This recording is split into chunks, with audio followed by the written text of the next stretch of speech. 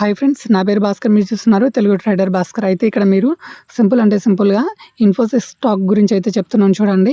ఇందులో Q4 result కానీ last previous result మీరు చూసుకున్నారనుకోండి, చాలా మంచిగా అయితే మనకి రిజల్ట్ అయితే పోస్ట్ చేసింది.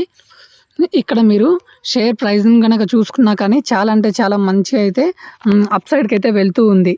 కానీ ఇక్కడ మీకు ఒక న్యూస్ అయితే చూడండి, 26,000 పీపుల్స్ని అయితే ఈ ఇన్ఫోసిస్ కంపెనీ రిమూవ్ చేసేసింది అనమాట, వాళ్ళ ఉద్యోగాలని తీసేసింది. సో ఇది ఇయర్ ఆన్ ఇయర్ పెరుగుతూ వస్తుంది. ఇందులో కనుక ఎవరైనా కనుక హోల్డింగ్ చేస్తున్న వాళ్ళు వెరీ క్లియర్గా జాగ్రత్తగా అయితే ఉండండి. హోల్డ్స్ అయితే చేయకండి. ఎప్పుడు ఇలాంటి స్టాక్స్ ఎప్పుడు ఎంత పడిపోతాయో తెలియదు అనమాట. సో ఇలాంటి వాటిలో మీరు కంపల్సరీ కొద్దిగా జాగ్రత్త అయితే ఉండండి. ఇక్కడ చూడండి, మనకి ఇయర్ ఆన్ ఇయర్ కనుక చూసుకుంటే ఇది మనకి షేరు చాలా పెరుగుతూనే వస్తుంది. 6 మంత్స్లో కానీ చూసినా, 1 ఇయర్లో చూసినా కానీ